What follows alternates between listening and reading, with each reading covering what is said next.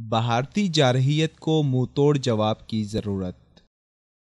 پاکستان ایک خود مختار، فلاحی اور نظریاتی ملک ہے۔ وطن عزیز کے پاس رب العزت کی جانب سے عطا کردہ کسی نعمت کی کمی نہیں۔ پاکستان اپنے دفاعی امور میں مضبوط قوت کا حامل ہے، جو اللہ تعالیٰ کی عظیم نعمت اور ملت پر احسان ہے۔ مادر وطن کی انہی منفرد خصوصیات کی وجہ سے دشمنوں کی میلی نظریں اس پر رہتی ہیں۔ پاکستان کے نظریاتی، جغرافیائی اور روایتی حریفوں کی جانب سے آئے روز کوئی نہ کوئی ایسی حرکت سرزد ہو جاتی ہے جو وطن عزیز کی سالمیت پر گہرا سوال چھوڑ جاتی ہے۔ اندرونی اور بیرونی دشمنوں سے نبرد آزما قربانیوں سے بھرپور دھرتی میں اغیار اپنے مذموم عزائم کی تکمیل چاہتے ہیں، جس کے لیے مختلف حربوں کا استعمال کیا جا رہا ہے۔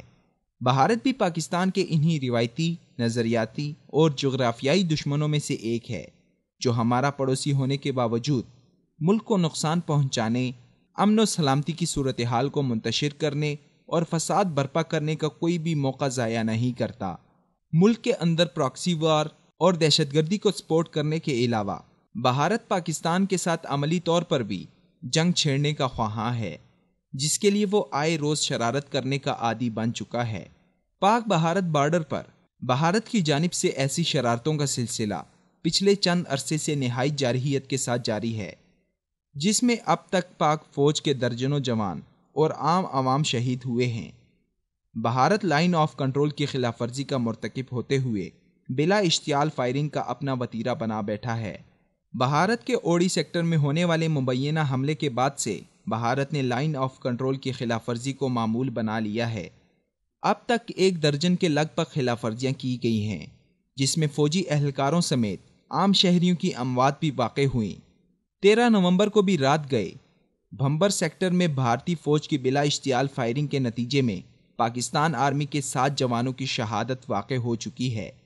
ISPR کی جانب سے جاری کردہ بیان کے مطابق بھارتی فوج کی فائرنگ اور شہادتوں کی تصدیق ہو چکی ہے۔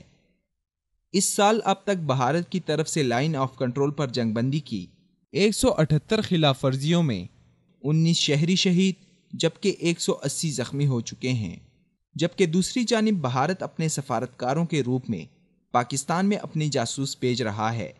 پاکستان کو ہر سطح پر نقصان پہنچانے میں کوشاں بھارت ہماری امن پسندی کو کمزوری سمجھتا جا رہا ہے۔ ارباب اقتدار ملکی سالمیت کو مقدم رکھتے ہوئے ضرور سوچیں کہ بھارتی جارحیت کی مذمت کے ساتھ ساتھ مرمت بھی ضروری ہے، بصورت دیگر آئے روز کی شہادتوں اور بھارتی تخریبی حملوں کا سامنا کرنا پڑ سکتا ہے۔